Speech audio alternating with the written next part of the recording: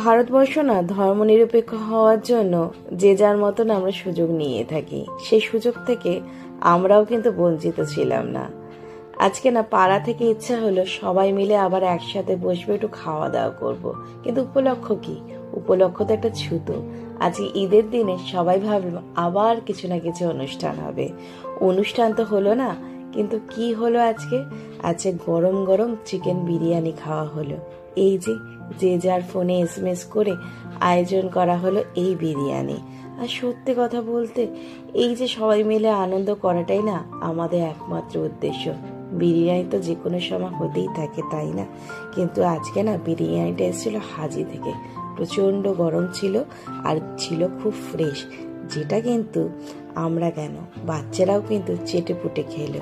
সত্যি কথা, তোমাদের পাড়ায় এরকম কি ঈদ উপলক্ষে আনন্দ হয়? একবার বলো তো।